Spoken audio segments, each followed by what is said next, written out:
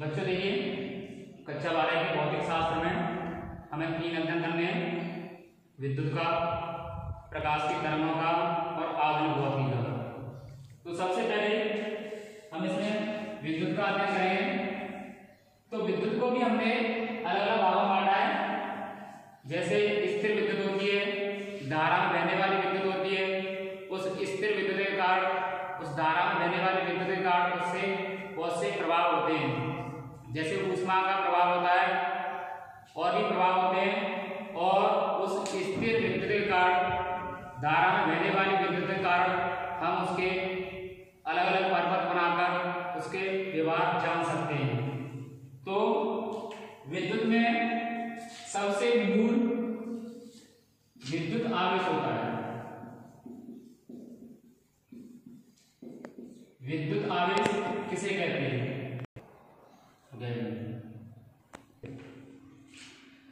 तो देखिए, विद्युत आवेश किसे कहते हैं? तो देखिए, हमारे चारों तरफ क्या है? हमारे चारों तरफ प्रकृति है।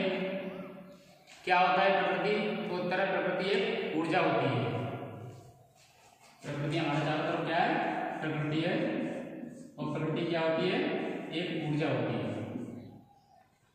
तो प्रकृति में ये जो ऊर्जा होती है, हमने देखा ये 2 भागों में विभक्त होती है। एक तो ये पदार्थ के स्वरूप में होती है और एक विकिरण या तरंगों के रूप में होती है। पदार्थ क्या होता है? पदार्थ जिसका एक आयाम होता है, जिसकी आकृति होती है, आयतन होता है। और विकिरण क्या है? विकिरण होता है, विकिरण के गुण अलग होते हैं जो हमें दिखता नहीं है। और पदार्थ का सबसे मूल गुण जिसके कारण इसको पदार्थ कहा जाता है, वो होता है पदार्थ बल लगा सकता है। पदार्थ बल लगा सकता है। तो हमने कक्षा 11 में हमने पढ़ा, जब बलों के मूल तक हम जाते हैं तो हमें 4 प्रकार के बल मिलते हैं, जिसमें से 2 बल ऐसे होते हैं जो हमें चारों तरफ दिखाई देते हैं इस रूप में। वो बल होते हैं वायु बल और दूसरा होता है सूक्ष्म बल। वायु बल क्या होते हैं? तो वायु बल भी 2 प्रकार से होते हैं पदार्थ में। एक तो होता है गुरुत्वाकर्षण बल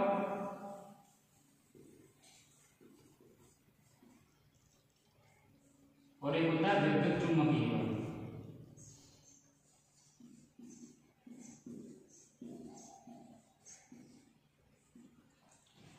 सूक्ष्म बल जो होते हैं वो बहुत ही कम दूरी के लिए कार्य करते हैं, जैसे नाप की दूरियों के लिए। तो पदार्थ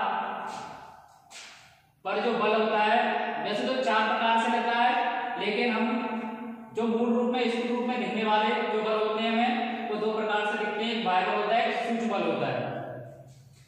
अब वायु बल को भी हमने अलग अलग भागों में बताया है, गुरुत्वाकर्षण बल और एक होता है विद्युत चुम्बकीय। ये दोनों बल पदार्थ के द्वारा ही लगाए जाते हैं।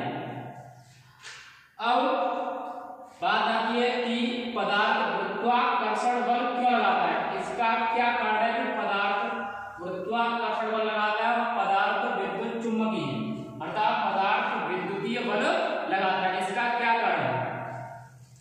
तो देखिए, हमने देखा और कक्षा 11 में पढ़ा है कि गुरुत्वाकर्षण बल यानी कोई पदार्थ जब बल लगाता है गुरुत्वाकर्षण, तो उसका क्या बल लगता है? कभी गुरुत्वाकर्षण बल लगता है, कम होता है, अधिक होता है, शून्य हो जाता है, तो उसका क्या बल होता है? तो उत्तर है उसका द्रव्यमान बल होता है। क्या होता है? द्रव्यमान। इसका कारण क्या है? गुरुत्वाकर्षण बल का द्रव्यमान। पदार्थ के पास द्रव्यमान होता है, उस द्रव्यमान के कारण पदार्थ क्या लगाता है? गुरुत्वाकर्षण बल लगाता है। और पदार्थ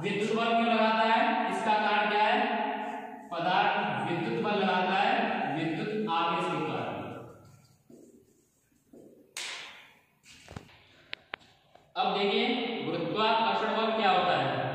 गुरुत्वाकर्षण बल एक आकर्षण बल होता है जो दो पदार्थों के बीच कार्य करता है। और गुरुत्वाकर्षण बल इतना जबरदस्त बल है कि यदि आप उससे 10,000 किलोमीटर दूर भी स्थित होंगे किसी पदार्थ से, तो इस द्रव्यमान के छोटे कण आपको खींच सकता है। इतना जबरदस्त बल होता है गुरुत्वाकर्षण बल। वैसे हमारे पास उदाहरण है ना कि सूर्य पृथ्वी को अपने सूर्य पृथ्वी को अपनी ओर खींचे हुए किस बल के कारण है? वो गुरुत्वाकर्षण बल के कारण। और हमारे आकाश में जितने भी सितारे हैं एक दूसरे को गुरुत्वाकर्षण बल के कारण खींचे हुए हैं और वो परिक्रमण कर रहे हैं। अब क्या होता है, कभी कभी ये गुरुत्वाकर्षण बल फेल हो जाता है। कैसे हो जाता है? जैसे ब्लैक बोर्ड होता है, जैसे एक दीवार है। क्या है? दीवार। इस दीवार पर किसी चौक के द्वारा आप इस पर इस तरीके से लिखते हैं, चौक के छोटे छोटे कण इस दीवार अर्थात इस बोर्ड से चिपक जाते हैं और पृथ्वी कितनी भी कोशिश करती है उसको नहीं खींच पाती। ऐसे छत पर अगर पेंट करते हैं तो छत का पेंट इस पर चिपक जाता है, पृथ्वी कितनी भी कोशिश करे इसको नहीं खींच पाती। और भी एक प्रयोग बताते हैं हम आपको, जैसे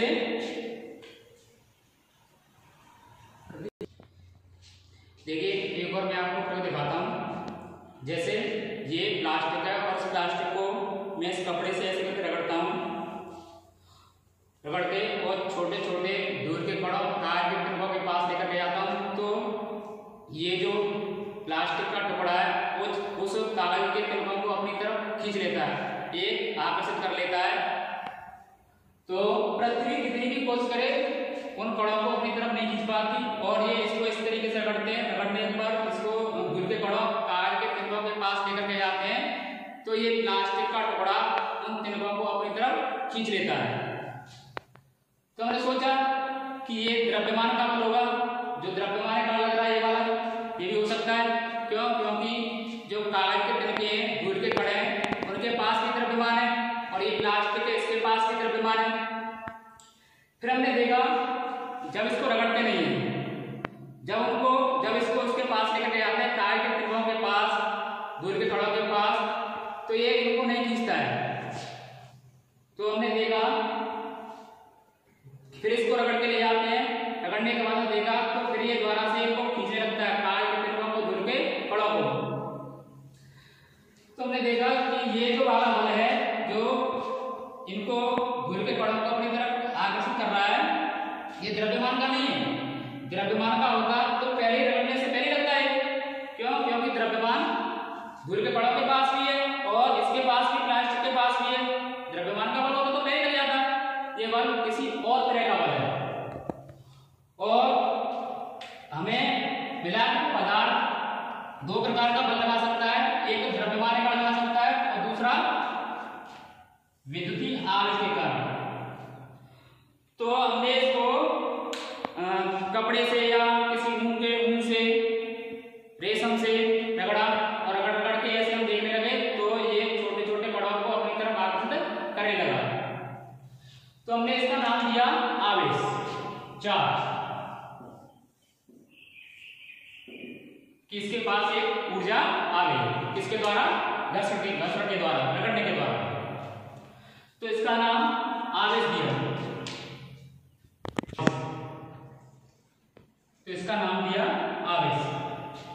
तो हम क्या करने लगे, पदार्थों को इस तरीके से रगड़ के घर्षण के द्वारा पदार्थों को हम आवेशित करने लगे। तो फिर हमने इसको आगे जानना चाहा, तो हम वस्तुओं को क्या करने लगे, रगड़ के आवेशित करने लगे। अब इस आवेश से होता क्या है, तो आवेश से क्या होता है, आवेश एक बल लगाता है और वो बल क्या होता है, चिपकाने वाला बल। जैसे हमने किसी पदार्थ को इस तरीके से रगड़ के और ये धूल के कणों के पास, कागज के तिनकों के पास लेकर गए और ये उनको अपनी तरफ खींचता है, हमने मान लिया ये कैसा हो गया, आवेशित हो गया, इसके पास एक ऊर्जा आ गई।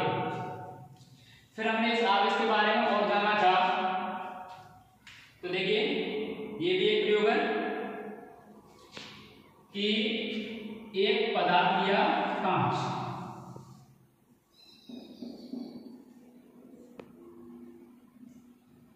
और कांच को घर्षण के द्वारा रगड़ के आवेशित किया और उसको इस तरीके से स्वतंत्रता पूर्वक लटका दिया, और इसी के पास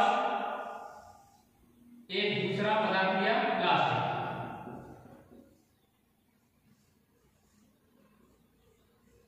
इसको भी घर्षण के द्वारा आवेशित कर दिया और इन दोनों को पास पास इस तरीके से लटका दिया। तो हमने देखा कि ये कांच प्लास्टिक को अपनी तरफ ऐसे खींचता है और प्लास्टिक कांच को अपनी तरफ ऐसे खींचती है, यानी एक दूसरे को क्या करते हैं, आकर्षित करते हैं, एक बल के द्वारा खींचते हैं। तो वही है खींचने वाला बल, तो खींचेगा वो वस्तु आकर्षित हो जाएगी, तो क्या करेगा, एक दूसरे को खींचेगा। फिर क्या किया, इस तरीके से फिर एक ही पदार्थ लिया और उसको घर्षण के द्वारा आवेशित किया, जैसे कांच लिया और कांच को आवेशित किया रगड़ करके, और दूसरा पदार्थ भी कांच लिया और दोनों को इस तरीके से पास पास लेकर के आए।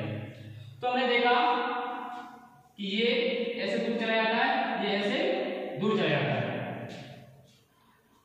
अब ये हमारे लिए एक विचित्र और नया अनुभव था, क्योंकि पहले हम क्या करते थे, पहले हम कहते थे वस्तुओं को घर्षण के द्वारा आवेशित करते हैं और आवेशित करने के बाद में वो आवेशित हो जाती है, और वो आवेश क्या करता है, एक आवेश एक बल लगाता है, वो क्या होता है, खींचने वाला बल होता है। लेकिन यहाँ पर ये दोनों तरह के प्रभाव दिखा रहा है। देखिए यहाँ पर कांच प्लास्टिक एक दूसरे को क्या कर रहे हैं, खींच रहे हैं, यानी कि एक दूसरे को आकर्षित कर रहे हैं, और कांच एक दूसरे को क्या कर रहे हैं, प्रतिकर्षित कर रहे हैं। फिर हम सोचा प्रयोग में कोई गलती नहीं होगी, फिर उन्होंने क्या किया, पदार्थों को बदला, प्लास्टिक लिया, इसको भी घर्षण के द्वारा आवेशित किया और दूसरा भी प्लास्टिक लिया,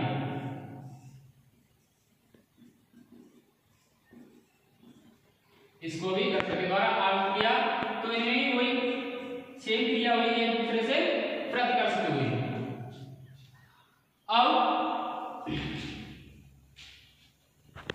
अब इन आवेश के नाम रखने की बारी है। तो देखिए आवेश दो तरह के बल दिखाता है, एक तो आकर्षण का बल और एक प्रतिकर्षण का बल।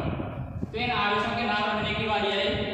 तो फ्रैंकलिन ने इनका नाम दिया धनावेश और ऋणावेश, धनावेश और ऋणावेश, क्योंकि यह माना गया, कल्पना की गई कि अगर हम मान लें कि आवेश दो प्रकार के होते हैं, क्यों, क्योंकि ये दोनों तरह के बल दिखा रहा है, एक तो आकर्षण का भी दिखा रहा है और एक कैसे दिखा रहा है, प्रतिकर्षण का भी दिखा रहा है। आकर्षण का कैसे दिखा रहा है कि कांच और प्लास्टिक एक दूसरे को आकर्षित करते हैं, कांच और कांच एक दूसरे को प्रतिकर्षित करते हैं, प्लास्टिक और प्लास्टिक एक दूसरे को प्रतिकर्षित कर रहे हैं। तो हम ये मान लें, कल्पना कर लें कि आवेश दो प्रकार के होते हैं, एक कांच पर आया हुआ आवेश और एक प्लास्टिक पर आया हुआ आवेश। तो फ्रैंकलिन ने इनका नाम दिया धनावेश और ऋणावेश। ये कैसे नाम, ये तो बड़े दिग्गज चिन्ह है, नाम धन और ऋण, ये तो बड़े दिग्गज चिन्ह है। तो फ्रैंकलिन ने बताया कि जैसे हमें कोई गैस मिलती है, हाइड्रोजन, नाइट्रोजन, ऑक्सीजन, उनके नाम दिए, तो हाइड्रोजन और नाइट्रोजन दोनों को मिलाया जाएगा और मिलाने पर जो हमें पदार्थ प्राप्त होता है, तो उस पदार्थ में नाइट्रोजन और हाइड्रोजन दोनों ही विद्यमान रहते हैं। इसमें क्या होता है, जब दो प्रकार के आवेशों को हम, एक कांच पर आया हुआ आवेश और एक प्लास्टिक पर आया हुआ आवेश, इन दोनों आवेशों को मिलाते हैं, तो ये कैसे जाते हैं, ये दोनों ही आवेश चले जाते हैं, ये अपना कोई प्रभाव नहीं दिखाते। जैसे ये आपका कांच है, ये प्लास्टिक है, और कांच और प्लास्टिक इन दोनों को हमने घर्षण के द्वारा इन दोनों को हमने आकर्षित कर लिया और हमने देखा कि ये छोटे छोटे द्रव्यों को अपनी तरफ आकर्षित करता है, हमने मान लिया कि ये आकर्षित हो गई। फिर इन दोनों को हमने इस तरीके से ऐसे मिलाया और मिला करके उन टुकड़ों के पास लेकर गए, तो ये नहीं खींचता है, अलग किया तो नहीं खींचता है, ये आवेश गायब हो गया, शून्य हो गया। तो यह केवल एक ही प्रक्रिया में संभव है, गणित की प्रक्रिया में संभव है कि धन और ऋण दो राशियों का योगफल शून्य होता है। जैसे हमने धन 3 लिया, ऋण 3 लिया, तो दोनों को मिलाया, क्या हो गया? शून्य। तो यह केवल गणित की प्रक्रिया में संभव है कि जब हम दो राशियों धन और ऋण को मिलाते हैं और मिलाने पर जो हमें योग प्राप्त होता है वो शून्य होता है। क्योंकि हमने देखा जब दो प्रकार के आवेशों को हम मिला रहे हैं तो मिलाने पर वो कैसे हो जाते हैं? आवेश रहित हो जाते हैं, अर्थात उनके पास कोई आवेश नहीं रहता, उनके पास कोई ऊर्जा नहीं रहती है। तो देखा जब दो प्रकार के आवेशों को, एक कांच पर आया हुआ, एक प्लास्टिक पर आया हुआ, इन दोनों प्रकार के आवेशों को जब दो आवेश वस्तुओं को इस तरीके से हम पास लाते हैं तो पास लाने पर क्या होता है? ये अनावेशित हो जाते हैं। तो इसमें क्या होता है? जैसे ही इन दोनों को हम पास लाते हैं तो क्या होता है? इन दोनों को पास लाते हैं तो इनके बीच में एक चिंगारी होती है, स्पार्क होता है और चट से आवाज होती है। तो वो आवेश कहाँ चला जाता है? वो आवेश इस प्रकाश में और ध्वनि ऊर्जा में चला जाता है और वो दोनों वस्तुएं कैसी हो जाती हैं? अनावेशित। उनके पास कोई आवेश नहीं रहता है, इसलिए उनके पास कोई ऊर्जा नहीं रहती है, तो अपना कोई प्रभाव नहीं दिखाते हैं।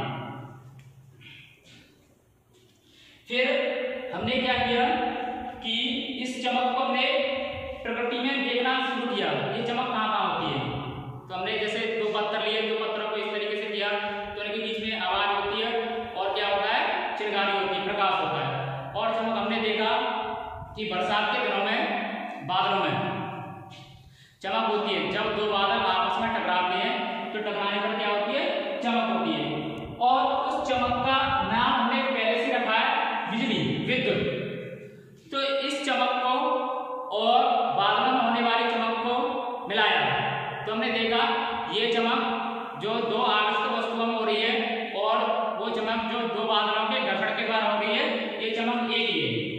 उस चमक का जो बादलों में जो चमक हो रही है उसका हमें पहले से पता है कि उस चमक को हम विद्युत कहते हैं। तो जब से इस आवेश का नाम रखा गया विद्युत आवेश। क्या रखा गया?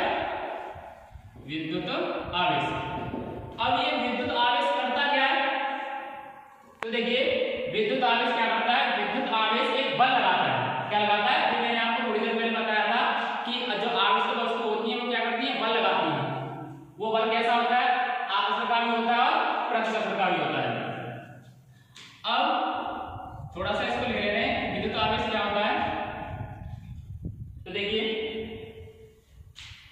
विद्युत आवेश